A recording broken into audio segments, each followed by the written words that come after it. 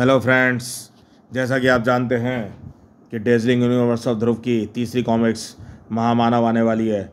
वो उसकी what if comic है, लेकिन उससे पहले अगर आपको उस वाट इफ कॉमिक से पहले आपको जानना ज़रूरी है महामानव की इस कॉमिक्स के बारे में, जिसका डेज़लिंग यूनिवर्स ऑफ ध्रुव में वर्जन बनना है अलग।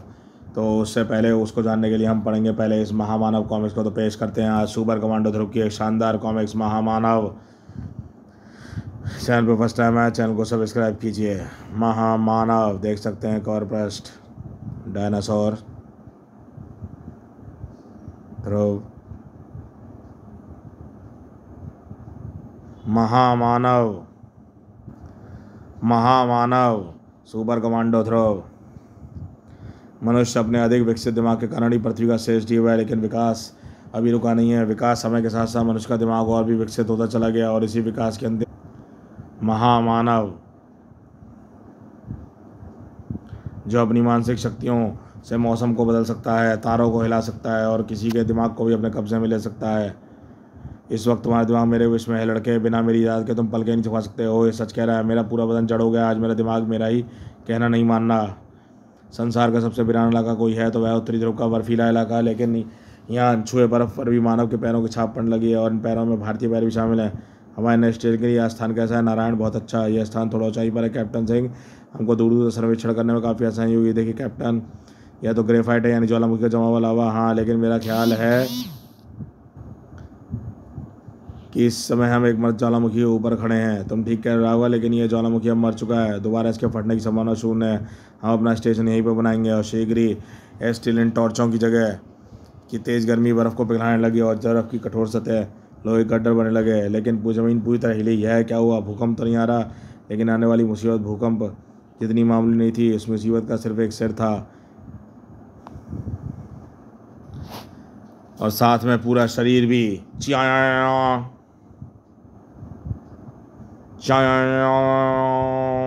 हे भगवान, अब तू ही रक्षा करना। लेकिन कैप्टन सिंह, यह तो एक मांसाहारी डायनासोर है, टाइनोसॉरस रेक्स। लेकिन यहाँ कैसे? राघव, तुम संदेश भारत भेजो। इसके आगे कैप्टन सिंह कुछ बोलने को मौका नहीं मिला, क्योंकि ना ही नारायण को hello Indian headquarter North Pole mission, हमने यहाँ पर एक डायनासोर टाइनोसॉरस अपनी सदियों पुरानी भूख शांत करनी थी, और राघव के पास अब डरने का वक्त भी नहीं बचा था। भूख शांत होने के बाद भयानक डायनासोर एक तरफ बढ़ा और दो पैरों के पास पहुंचकर पालतू कुत्ते की तरह शांत हो गया। वहाँ से हज़ारों किलोमीटर दूर राजनगर के कमांडो हेडक्वार्टर में, कैप्टन, हमारे ट्रांसमीटर पर कोई अजीब सा संदेश आ रहा है। क्या? सुनो, हमारा टेप रिकॉर्डर का अजीब सा संदेश सुना रहा है। Hello India headquarter North Pole mission, हमने यहाँ पर एक डायनासोर धड़ाक। डायनासोर आज के युग में, इसका क्या मतलब हो सकता है? ज़्यादा मत्थीबाजी की जरूरत नहीं है करीम। नॉर्थ पोल मिशन के हेडक्वार्टर पहुँचकर सब 1 मिनट में समझ आ जाएगा, और वैसे भी उन तक ये मैसेज तुरंत पहुँचाना जरूरी है, लगभग आधे घंटे बाद। Hello India North Pole mission headquarter North Pole mission, हमने यहाँ एक डायनासोर बस इतने ट्रांसमीटर पर इतना संदेश ग्रहण किया। यह संदेश तो हमारे ट्रांसमीटर पर ही आया था, और ये नॉर्थ पोल मिशन के रेडियो मैन राघव की आवाज़ है। लेकिन इस संदेश का क्या मतलब हो सकता है? डायनासोर इस युग में? यह तो संभव है। बात तो सही है सर, जहाँ तक मैं जानता हूँ डायनासोर आज से 150 करोड़ साल पहले इस पृथ्वी पर पाए जाते थे। हाँ, और ये सारे अचानक ही ख़त्म हो गए थे। क्यों, कैसे, कोई नहीं जानता। हम ये संदेश ये अभी साहब है कि हमारा पूरा अभियान किसी भयानक विपत्ति में घिरा हुआ है। हमको तुरंत मदद पहुँचानी है, और सहायता दल को तैयार करने में वक्त लगेगा। सर, अगर आप इजाज़त दें तो मैं तुमसे यही कहना चाहता हूँ ध्रुव, तुम यह जानते हुए वहाँ पर जाने का खतरा है, तुम जाने को तैयार हो? अगर मैं सिर्फ उन जगहों पर जाना पसंद करता हूँ जहाँ पर जान का खतरा हो, और किसी जगह पर मेरा क्या काम? मैं जानता हूँ ध्रुव, अगर कोई काम कर सकता है तुम आओ मेरे साथ। मैं तुम्हारे लिए एक तुरंत रिलीफ प्लेन का इंतजाम करता हूँ। फिर शीघ्र ही ध्रुव अपना फ़र्ज निकालने के लिए पृथ्वी के उत्तरी छोर की तरफ बढ़ चला। यहाँ पर दूर दूर तक बर्फ़, ठंड, सन्नाटे के अलावा और कुछ दिखाई नहीं दे रहा। डायरेक्टर साहब के अनुसार तो अभियान दल यहीं कहीं होना चाहिए। और हाँ, ये रहे इनके उपकरण। मुझे भी प्लेन को यहीं पर उतारना चाहिए। लेकिन ध्रुव को प्लेन उतारने की जरूरत नहीं पड़ी। कर्र, यह क्या? मुझे अपनी आंखों पर यकीन नहीं हो रहा। ध्रुव को बड़ी मुश्किल से रिलीफ प्लेन को डायनासोर के बढ़ते जबड़े से बचाया था, लेकिन डायनासोर की पूंछ की तरफ उसका ध्यान नहीं था। हवाई जहाज़ के पीछे एक जबरदस्त टक्कर लगी। हवाई जहाज़ कुछ पलों के नियंत्रण से बाहर हो गया, लेकिन शीघ्र ही प्लेन पर काबू पा लिया। इस पर गोलियां, पिस्तौल असर नहीं करेंगी। मैं इस दुर्लभ जी को ख़त्म तो नहीं करना चाहता था, लेकिन अब इसके बिना ख़त्म किए बिना अभियान दल की तलाश के लिए उतर भी नहीं सकता। ध्रुव ने रिलीफ प्लेन का सीधा डायनासोर की तरफ रुख कर दिया और रिलीफ प्लेन तेजी से डायनासोर की तरफ बढ़ा और उसी क्षण ध्रुव प्लेन से बाहर कूदा। लेकिन न जाने कैसे डायनासोर तक पहुंचने से पहले ही प्लेन के टुकड़े टुकड़े हो गए। अब ध्रुव के अपने सामने मौत, साक्षात मौत खड़ी थी, लेकिन उसके बाद बचने का कोई भी रास्ता नहीं था। लेकिन ध्रुव ने बड़ी मुश्किल से होशोवास कायम रखे हुए थे। अब सिर्फ मुझे लोहे का ये रस्सा ही बचा सकता है। ध्रुव ने भी शक्ति जिसका प्रयोग यहाँ पर स्टेशन बनाने के लिए किया था, लेकिन अब ये मेरी जान बचाने के काम आएगा। ध्रुव ने शक्तिशाली बाहों ने लोहे के रस्से डायनासोर की गर्दन तक उछाल दिया और फिर उस रस्से के एक छोर को पकड़ ध्रुव बदन में हवा में उछला और उसका सर्कस में सदा हुआ सही फिरकी की तरह हवा में घूमने लगा। और भयानक डायनासोर टायनोसॉरस गर्दन एक मजबूत शिकंजे में कसने लगी और उसका दम घुटने लगा और आखिरकार उसके कांपते पैरों ने उसका साथ छोड़ दिया और डायनासोर एक विशाल शरीर कटे हुए वृक्ष की तरह बर्फ पर आ गिरा। लगता है बेहोश हो गया। मेरी योजना सफल रही। इससे पहले कि ये बदसूरत होश में आए, मुझे इसको बांध देना चाहिए। और तभी शाबाश मानव, तुमने मुझे वह दृश्य दिखाया जो मैं कभी सोच भी नहीं सकता था। यह क्या ऐसा लगता है मानो मेरे दिमाग के अंदर से कोई बोल रहा हो। तुम ठीक कह रहे हो मानव, तुम मुझे टेलीपैथी से मानसिक संपर्क से करते अपने मुझे मुड़कर देखा। ध्रुव मुड़ा और वह आश्चर्य जड़ हो गया। तुम कौन हो? आप बोलो मानव, अपने से बड़ों की इज्जत करना सीखो, खास तौर से उसकी जो तुमसे लगभग 200 करोड़ साल बड़ा है। 200 करोड़ साल? आश्चर्य मत करो, मैं मनुष्य का भविष्य हूँ। मनुष्य आज से करोड़ों साल बाद मुझ जैसा ही दिखेगा। लेकिन तुम, मेरा मतलब आप यहाँ कैसे आए, यानी आप समझे ना? हाँ, लेकिन मैं यहाँ पर हमेशा से था। आए तो तुम मानव हो। वैसे मेरे जन्म की बहुत बहुत पुरानी है, तो ठीक से आदमी नहीं, लेकिन इतना याद है कि उस वक्त पृथ्वी की जीवन की शुरुआत हुई थी। यानी सारे महाद्वीप एक साथ जुड़े हुए थे, यानी कि सारी ज़मीन एक ही स्थान पर थी। सूर्य इस वक्त आज की तुलना में दुगनी तेजी चमकता था। पृथ्वी और वायुमंडल भी बहुत पतला था। इसी कारण सूर्य की जीवनदायिनी किरणें पृथ्वी तक पूरी तरह से पहुंच पाती थीं। सूर्य की उन रहस्यमय जीवनदायिनी किरणों के कारण पृथ्वी पर जीवन बहुत तेज़ी से शुरू हुआ। मैंने अपनी जीवन एक अकेली कोशिका से शुरू किया। न जाने कैसे उतनी दूर तक आ पहुँची थी। सूर्य किरणों से हर दिन मुझ में इतना परिवर्तन होता जितना आज शायद 1 लाख वर्ष में भी ना हो पाता। और न जाने कितने चरणों के बाद गुजरकर आखिर में मानव रूप में पहुंचा। लेकिन मेरा विकास यहीं समाप्त नहीं हुआ। मेरा मस्तिष्क और विकसित होता चला गया और आखिरकार मुझ में इतनी मानसिक शक्तियाँ विकसित हो गईं कि मैं यहाँ बैठे बैठे एक सितारे की भी मानसिक तरंगों से नष्ट कर सकता था। लेकिन मुझे मेरा विकास बर्फीले प्रदेश में हो रहा है, इसलिए मुझे ज़रा सी भी गर्मी बर्दाश्त नहीं होती थी। गर्मी मेरे दिमाग पर बेहोशी का असर करती थी, इसलिए मुझे पृथ्वी के गर्म प्रदेशों में विकसित हो रहे प्राणियों की कोई जानकारी नहीं थी। दरअसल जब मेरा विकास ध्रुव प्रदेश में हो रहा था, तो उसी वक्त सूर्य की किरणें गर्म प्रदेशों में भीम का जानवर पैदा कर रही थीं। यह जानवर जिसको तुम डायनासोर कहते हो, जब उस बात का ज्ञान हो चुका था, वह जीव पूरी पृथ्वी पर छा चुके थे। उस समय मुझे बर्दाश्त नहीं हुआ कि उनके जैसे कीड़े पृथ्वी पर पनपें, क्योंकि पृथ्वी मेरा घर थी और अपनी जैसी प्रजाति विकसित करने के लिए मुझे पूरी पृथ्वी की ज़रूरत थी। इसलिए मैंने डायनासोरों को पृथ्वी खत्म करने की ठानी। यह काम मेरे लिए मामूली सा था। चूँकि सारे डायनासोर गर्म प्रदेश के प्राणी थे, इसलिए ठंड सहन नहीं होती थी। यह सोचकर मैंने अपनी मानसिक तरंगों की मदद से पूरी पृथ्वी को बर्फ़ से ढकने की योजना बनाई।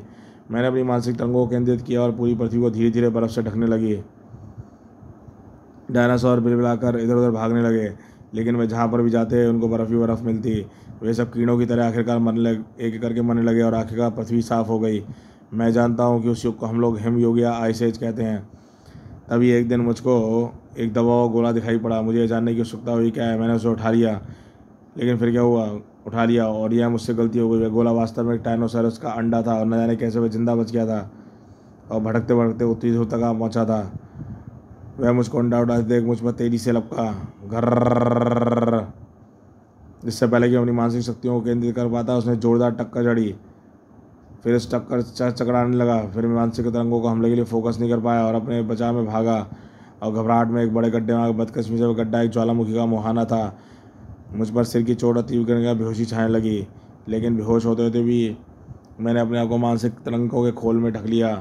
हम इस घटना के दौरान वह अंडा मेरे हाथ में ही था। फिर मैं करोड़ों साल बाद सो गया और जिस दौरान ये अंडा ही फूट गया और डायनासोर अपनी नींद में ही बढ़ता चला गया। मेरी नींद करोड़ों साल बाद यानी अब टूटी है, जब 3 मानवों ने ज्वालामुखी को मुहाने पर जमी बर्फ़ में गड्ढा किया और तब डायनासोर ने उन्हें खा लिया। हे भगवान, तुमने उन लोगों को बचाने की कोशिश तक नहीं की।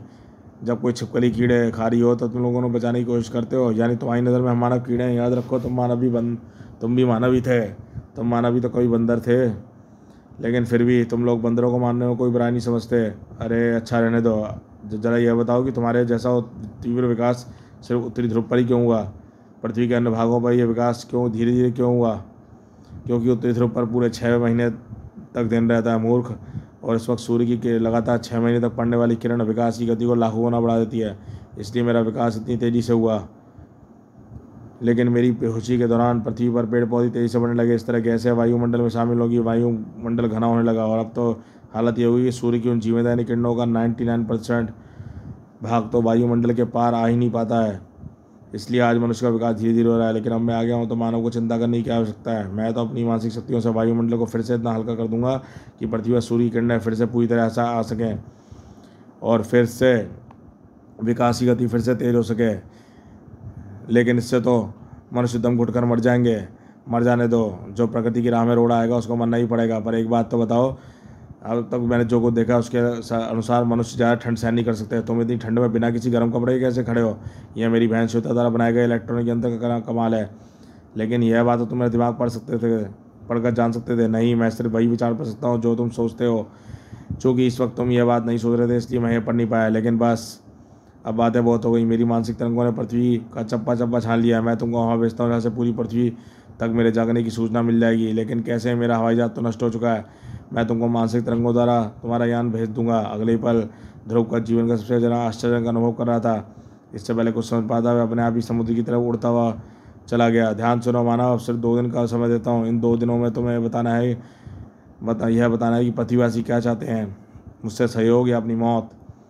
इसी वक्त इटली के एक विशाल मैदान में विश्व फुटबॉल का फाइनल मैच खेला जा रहा था, जिसको स्टेडियम में उपस्थित लाखों दर्शकों के अलावा लगभग पूरा विश्व टेलीविज़न पर देख रहा था।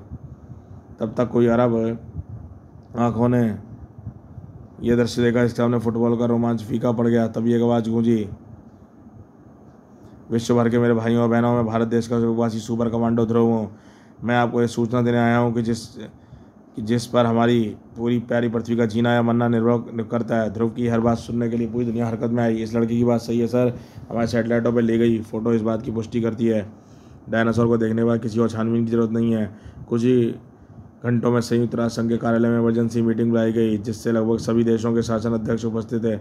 माननीय राष्ट्राध्यक्षों, आज पृथ्वी पर एक बहुत बड़े खतरे का सामना करने जा रही है। हमको एक साथ मिलकर उसका सामना करना है, या एक साथ खत्म हो जाना पड़ेगा। क्या बचकानी बात है? इस वक्त हमारे पास ऐसे हथियार हैं कि हम आराम से इस महामानव को ख़त्म कर सकते हैं। ज़रूर कर सकते हैं, अगर हमारे हथियार उस तक पहुंच सकते हैं तो। यह महामानव धूत मानसिक शक्तियों का स्वामी है। किसी भी हथियार को अपने आप तक पहुंचने से पहले ही नष्ट कर सकता है, और अगर आप वह चाहें तो पूरी पृथ्वी को भी एक ही बार में नष्ट कर सकता है। इस समय हमको ताकत से नहीं बल्कि अकल से काम लेना होगा, और मिलकर वह रास्ता खोजना होगा जिससे हम महामानव को रोक सकें। ठीक इसी वक्त पृथ्वी के एक देश में जो दुनिया पर राज करने के सपने देख रहा था, ली अगर इस महामानव को कब्जा कर लें तो इसकी मानसिक शक्तियों से हम पूरी दुनिया को अपना गुलाम बना सकते हैं। आप हमेशा की तरह सही हैं महामहिम, लेकिन हमारी की दुनिया पर राज करने की इच्छा पूरी कैसे हो सकती है? परंतु कैसे? हमारे दास महान वैज्ञानिक वान द्वारा सैटेलाइट के फिट की गई ब्रेन वॉश किरण के जरिए जो किसी मस्तिष्क को शून्य कर सकती है। इस महामानव के पास बहुत विकसित मत्स्य अवस्था है, परंतु फिर भी है तो वह मस्तिष्क की। तुम जाओ और जाकर वान को तुरंत मेरे पास भेज दो, और पूरी दुनिया पर राज करने के लिए तैयार रहो। हा हा हा। कुछ ही घंटों बाद ध्रुव एक मृत ज्वालामुखी के मुहाने पर महामानव को भी खतरे का आभास हो गया। मेरा मस्तिष्क किसी खतरे की तरंगें ग्रहण कर रहा है। क्या मुझ पर कोई हमला होने वाला है? तभी देखा कि लड़ाकू विमान उस तरफ आ रहा था। ओह, ये पृथ्वीवासी कीड़े मुझ पर हमला करना चाहते हैं। हम इनको सबक सिखाना पड़ेगा। हमला शुरू हो गया, लेकिन ये हमला घातक हमला महामानव के लिए खेल से ज़्यादा कुछ नहीं था। बड़ाम ही। और वह ज़्यादा खेलने के मूड में ही था। उसने एक मस्तिष्क घातक तरंगें निकाली। जल्दी वाहन, इस समय उसका पूरा ध्यान हमारे रोबोट वाले लड़ाकू यान पर है। और तभी एक बटन दबा और अंतरिक्ष से एक पृथ्वी के सैटेलाइट का पैनल खुला, और एक नीली रोशनी किरण पृथ्वी की ओर तेजी से बढ़ी, और सैटेलाइट किरण निकली। नीली किरण को लगभग एक साथ अपने निशाने पर पहुंची। कड़ाक। महामानव का दिमाग एकाएक शून्य हो गया, और ठीक उसी वक्त हेलीकॉप्टर बर्फ की ठंडी सतह पर उतरा। और 2 मिनट बाद ही हेलीकॉप्टर दक्षिण की तरफ उड़ा। महामानव का शरीर उसमें मौजूद था। और दूसरी तरफ हमने कोई और भी कारगर योजना बनाने के लिए वक्त चाहिए। अगर हमारी योजना फेल हो गई तो हमको दूसरा मौका नहीं मिलेगा। अगर ऐसा है तो मुझको महामानव से मानसिक संपर्क करके और समय मांगना होगा। तभी अचानक, सर महामानव का अपहरण हो गया क्या, कैसे? हमारे सैटेलाइटों ने पूरी घटना की रील खींच ली है सर, ये देखिए। और पूरी रील देखने के बाद ऐसे इन जहाज़ों पर ऐसा कोई निशान नहीं जिससे पता चल सके किस देश के हैं। अब यह हम इंतजार करने वाले लोग कुछ नहीं कर सकते हैं। महामानव का जिसने भी अपहरण किया है सर, उसने बहुत बड़ी गलती की है। महामानव को बांध कर रख पाना संभव है, लेकिन इस अपहरण को देखकर मुझको वह आइडिया आ रहा है जिससे हम महामानव को रोका जा सकता है। और कहीं दूर महामानव हथियार बनने की तैयारी में था। ये होश में तो नहीं आ जाएगा ना मान? नहीं महामहिम, इसको ब्रेन वॉश हमने इसको ब्रेन वॉश करने की जो मात्रा दी थी, उससे तो एक पूरे शहर को ज़िंदगी भर के लिए ब्रेन वॉश किया जा सकता है। और फिर ये स्पेशल हार्मोन्स इसके दिमाग में प्रविष्ट हो गए, इसके पूरे बाद इसका दिमाग पर कोई वश नहीं रहेगा। इसके बाद महामानव सिर्फ आपका ही आदेश मानेगा। महामहिम, ही सच? तो फिर लगाओ, जल्दी करो, देर क्यों कर रहे हो? लेकिन वान महामानव की मानसिक शक्तियों का तो ये अंदाज़ा नहीं था, क्योंकि महामानव का मस्तिष्क जा रहा था। उसकी पूरी स्थिति समझने में क्षण भी लगा। ओहो, तो इन मानवों ने मुझे इस प्रकार अचेत करके बंदी बना लिया है। और फिर कमरे में तूफान फट पड़ा। बॉन का इंजेक्शन वाला हाथ कंधे से उखाड़ कर दूर जा गिरा। आहा, अब तानाशाह की बारी थी। मानसिक तरंगों के खलके वार ने महामहिम तानाशाह का शरीर आग की लपटों में घिर गया और महामानव को बांधने वाले स्टील के मजबूत पट्टे कच्चे धागे की तरह टूट गए। महामानव कमरे से बाहर निकला और उसका क्रोध भड़क चुका था और अब उसका रोकना असंभव था। इमारत के बाहर निकल कर क्रोध महामानव ने अपना पहला निशाना इमारत को ही बनाया। इससे पहले कि इमारत का मलबा पूरी तरह गिर पाता, महामानव ने ऊपर की तरफ देखा। पृथ्वी की परिक्रमा कर रहे उपग्रह वाले ब्रेन वॉश यंत्र से चूर चूर हो गया। परंतु महामानव क्रोध अभी शांत नहीं हुआ था। इन मानव कीड़ों को ऐसा सबक सिखाना चाहिए कि जिससे मुझ पर दोबारा हमला करने का साहस न कर सकें। महामानव के हाथ हवा में उठे और देखते ही देखते आसमान का रंग काला हो गया, जैसे उसमें से नीचे भयंकर बवंडर आने लगा और निर्दोष नागरिकों को कहर बनकर टूटा। इमारतें ताश के पत्तों की तरह ध्वस्त होने लगी। ट्रक जैसे भारी वाहन भी कागज़ के हवाई जहाज की तरह हवा में उड़ने लगे। समुद्र में उड़ती 100 फुट की ऊंची लहरें तटवर्ती इलाकों में तांडव मचा दिया। ओह, एकदम से गर्मी हो गई है। मेरा मस्तिष्क धीरे से सुन्न हो रहा है। मुझको ठंडक चाहिए, ठंडक। हाँ। और एकाएक आसमान की रंगत सफ़ेद धुंध की परतों की तरह शोले गिरने शुरू हो गए। बवंडर ने बेघर हुए ना खून जमाने वाली बेसमय ठंड से नीले पड़ने लगे। संयुक्त राष्ट्र में एक खबर पहुंचे देने लगी। आइए सर, हमने महामानव का पता लगा लिया है। सच? लेकिन उसने चारों तरफ तबाही फैला दी है। हमारी वीडियो स्क्रीन पर धुएं के अलावा कुछ भी नहीं है। और फिर कम्युनिकेशन में ओह वही हुआ जिसका मुझे डर था। महामानव को इस अपहरण का इतना क्रोधित कर दिया है कि अब उसके विनाश के अलावा कुछ भी नहीं सूझ रहा है। इस वक्त हमारे पास वक्त नहीं है सर। इस मुसीबत को अगर रोका ना गया तो फिर कोई जिंदा नहीं बचेगा। मुझे तुरंत जाना होगा। महामानव के अपहरण से आइडिया लेकर तुमने जो प्लान बनाया है ध्रुव, वह है तो बढ़िया, लेकिन क्या सर? लेकिन इसमें तुम्हारी जान का खतरा हो सकता है। हमारे पास कोई फुल प्रूफ योजना बनाने का वक्त नहीं है। जहाँ अरबों जानों का दांव पर लगी है मेरी जान की कीमत। फिर 5 मिनट बाद ध्रुव ने अपनी संदेश मिलना चाहिए। महामानव ये विनाश रोक दो। मैं पृथ्वीवासियों का संदेश लेकर तुम्हारे पास आ रहा हूँ। वहाँ से हज़ारों किलोमीटर दूर विनाश प्यारा मार ठिठक गया। तुम तुरंत मुझे उत्तरी ध्रुव पर स्थित मृत ज्वालामुखी के मुहाने पर मिलो। ठीक है मानव, मैं तुमको स्वयं बुला रहा हूँ, पर तुम ध्यान रखना, अगर तुमने कोई चालाकी करने की कोशिश की तो पूरी मानव जाति पछताएगी। और अगली पल ध्रुव ने उस गहरे हवा उठा लिया। बेस्ट ऑफ लक ध्रुव, हम लोग यहाँ पर एकदम तैयार हैं। ध्रुव का शरीर तेजी से उत्तरी ध्रुव की तरफ। अगर मैं अपने दिमाग को एकदम शून्य रखूँ तो महामानव मेरे विचार नहीं पढ़ पाएगा, वरना अगर उसे मेरी योजना पढ़कर योजना जली तो वह सतर्क हो जाएगा। हमारी योजना बेकार हो जाएगी। कहो मानव पृथ्वीवासी, क्या चाहते हो? मुझको सहयोग करके अपना विकास या फिर खुद करके अपना विनाश? लेकिन यहीं तो ध्रुव से चूक हो गई। लेकिन मैं तुम्हारा दिमाग नहीं पढ़ पा रहा हूँ, क्योंकि तुम्हारा दिमाग एकदम विचार शून्य है। पर क्यों यहाँ तुम मुझसे कुछ छुपाना चाहते हो? ध्रुव समझ गया गड़बड़ होने वाली है। आगे लपका, लेकिन महामानव सतर्क था। अगले क्षण ध्रुव का पूरा बदन जड़ हो गया। हाँ, इस वक्त तुम्हारा दिमाग और शरीर मेरे कब्जे में है बच्चे। और अगर मैं चाहूँ तो मैं इस रिश्ते को नष्ट करके एक पल में नष्ट कर सकता हूँ। लेकिन मैं चाहता हूँ तुम मानव कारण अपनी योजना के कारण अपनी आंखों से मरते देखो। और अब मैं ये देखना चाहता हूँ कि तुम मुझे मारने के लिए क्या योजना बनाई है। दूसरी तरफ सारा काम ध्रुव की योजना के अनुसार था। समय हो गया है। जनरल मिसाइलें छोड़ो, एक बटन दबा और अलग सैनिक अड्डों से 4 न्यूक्लियर मिसाइलें उत्तरी ध्रुव की तरफ बढ़ने लगीं। महामानव तुरंत ही इस खतरे का आभास हो गया। ओह, तुम्हारी योजना मुझे मिसाइलों से ख़त्म करने की थी। क्यों? अब तुम मेरी योजना देखो। महामानव ने सोचने भर सी देर की थी कि मिसाइलों ने कंट्रोल कर रहे जनरल का दिमाग शून्य हो गया। हालांकि ये कोई जन में हाँ, एक काम पूरा हुआ, मिसाइलों की बारी है। उत्तरी ध्रुव की तरफ बढ़ती मिसाइलों ने मानसिक तरंगों के 4 बार टकराए, लेकिन मिसाइलों के रुख 4 अलग दिशाओं में मुड़ गए। अभी अब मिसाइलें मानवों की तबाही बस्ती में ही तबाही मचाएंगी, जिसे तुम हमेशा याद रखोगे। लेकिन महामानव की ध्रुव की जबरदस्त इच्छा शक्ति का वास नहीं था, क्योंकि ध्रुव के दिमाग का एक भाव भी उसके वश में नहीं था। मुझे तुरंत ही कुछ करना होगा, वरना सब कुछ खत्म हो जाएगा। महामानव इस वक्त अपनी मानसिक शक्ति के एक भाग को मिसाइलों को तोड़ने के लिए इस्तेमाल कर रहा है, और इसलिए इसकी पकड़ मुझ पर कुछ ढीली है। लेकिन मुझे अपने शरीर को इंच इंच पर हिलाने में के लिए अपनी पूरी इच्छा शक्ति की आवश्यकता है, और मेरा दिमाग मुझे अपनी उंगलियां तक हिलाने नहीं दे रहा। कहीं दूर पर मिसाइलें प्रशांत महासागर के निर्देश द्वीप पर गिरी, बूम, और उस द्वीप का नाम निशान तक मिट गया। बाकी बची 3 मिसाइलें धरती के अन्य भागों की तरफ बढ़ रही थीं। तब भाई और मौत सिर्फ कुछ ही मिनटों की दूरी पर थी, और दूसरी तरफ अपनी इच्छा शक्ति एकत्र कर रहे ध्रुव के चेहरे पर पसीने के नाले बह रहे थे, और आखिरकार उसकी मुट्ठी खुल गई, और टेनिस की गेंद की जगह बड़ा काला गोला सदियों से सोए हुए ठंडे ज्वालामुखी की तरफ तेजी से गिरने लगा। और काला गोला जो वास्तव में मिनी परमाणु बम था। कुछ ही क्षण बाद ज्वालामुखी के अंदर तो एक जबरदस्त धमाका हुआ, और गर्म लावे को दबाने वाली परत पर भारी पत्थरों की मोटी परत टुकड़े टुकड़े हो गई, और दहकता लावा तेजी से ऊपर बढ़ने लगा। ज्वालामुखी के आसपास का तापमान बढ़ने लगा, और महामानव को वातावरण गर्म होता हुआ महसूस हुआ। लेकिन गर्मी बढ़ने लगी, और महामानव का दिमाग बेहोशी में डूबने लगा। यह क्या हुआ? ज्वालामुखी तो फटने वाला है। मुझे अपनी मानसिक तरंगों द्वारा उसे फूटने से रोकना चाहिए, लेकिन फिर मिसाइलों पर मेरा नियंत्रण रहेगा। ओहो, मैं क्या करूं? मुझ पर इसकी पकड़ ढीली हो रही है। यही वक्त है, अभी नहीं तो कभी नहीं।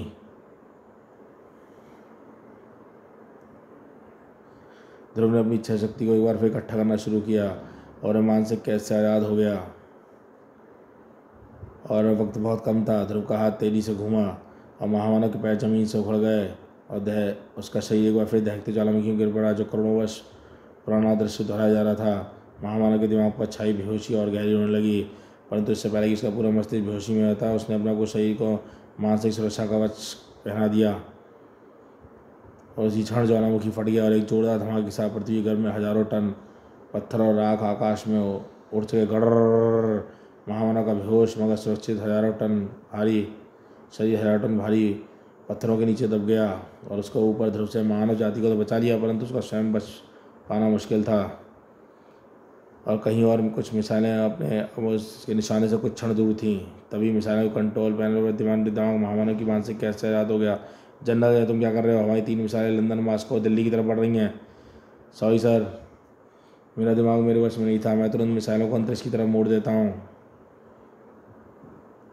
महानगरों की गगनचुंबी मिसाइलों को लगभग छूती हुई घातक मिसाइलें अंतरिक्ष की तरफ मुड़ गईं, और अंतरिक्ष में पल भर में 3 सूर्य चमके।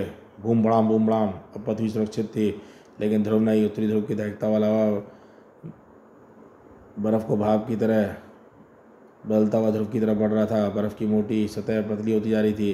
राकेश ध्रुव के पैरों के नीचे की तरफ बर्फ़ की सतह जमा दिया। ओहो, मुझे इसी बात का डर था। तड़ाक। अभी इतने ठंडे पानी में इलेक्ट्रिक यंत्र भी मेरा शरीर को गर्म नहीं रख पाएगा। मेरे हाथ पैर अभी से सुन्न हो रहे हैं। सुकून का दौरा रुक रहा है, पर मैं यहाँ से बाहर नहीं निकल सकता, क्योंकि गर्म लावा चारों तरफ से मेरी ओर आ रहा है। अब थोड़ी देर में दिल की धड़कन बंद हो जाएगी। कर लगता है आज मेरा अंत आ ही गया। लेकिन किस्मत भी बहादुरों का साथ देती है। कर्नल वैरा ध्रुव वहाँ ठंडे पानी में गिरा हुआ है। ओ माय गॉड, तुरंत रस्सी से नीचे लटकाओ।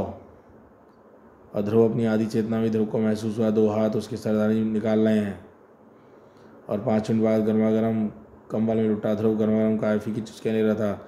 मैंने कई लड़ाई में ध्रुव, लेकिन तुम्हारे जैसे जाबाज कभी नहीं देखा। मैं तुमको सैल्यूट करता हूँ। आप मुझे शर्मिंदा करें सर, मुझे पूरा यकीन है अगर मेरी जगह आप होते तो आपने भी ऐसा ही किया होता। और फिर बधाई हो ध्रुव, तुम्हारा प्लान 100% कामयाब रहा। 100% तो नहीं सर, क्योंकि मेरा प्लान था महामानव का दिमाग मिसाइलों में उलझा रहेगा, और इस बीच में अपना काम कर लूँगा। लेकिन महामानव चूँकि सतर्क था, इसलिए मेरा प्लान काफ़ी हद तक समझ गया था। पूरा प्लान नहीं, क्योंकि सौभाग्य अंत तक यही समझता रहा कि हम उसको मिसाइलों से ही ख़त्म करना चाहते हैं, और यहीं वह मात खा गया। वैसे उस डायनासोर के क्या हाल हैं? हमें दुख है कि हम उसे बचा नहीं सके, लेकिन उस डायनासोर को लिए अमेरिकी सरकार को एक नया म्यूज़ियम बनाने का फैसला किया, जिसका नाम होगा ध्रुव म्यूज़ियम, और एक ऐसे हीरो के नाम पर जिसने महामानव को ख़त्म करके पूरी मानव जाति को नष्ट होने से बचाया है। यहाँ पर आप शायद गलत कह रहे हैं सर, क्योंकि मुझे पूरा यकीन है कि महामानव अभी भी जिंदा है। समाप्त। तो दोस्तों ये शानदार महामानव कॉमिक्स यहीं समाप्त होती है। और महामानव की अब पढ़ेंगे महामानव को आप डेज़लिंग यूनिवर्स ऑफ ध्रुव में, जहाँ पर फिर से वही एक दृश्य दोहराया जाएगा महामानव की कॉमिक्स का, डेज़लिंग यूनिवर्स ऑफ ध्रुव, जिसमें महामानव, डायनासोर और वो विचित्र आदमी फिर से आएंगे। तो चलिए मिलेंगे ध्रुव की अगली कॉमिक्स डेज़लिंग यूनिवर्स ऑफ ध्रुव के भाग 3 महामानव में। देखते रहिए हमारा प्यारा प्यारा चैनल, प्यारी प्यारी कॉमिक्स चैनल। सब्सक्राइब करिए चैनल को।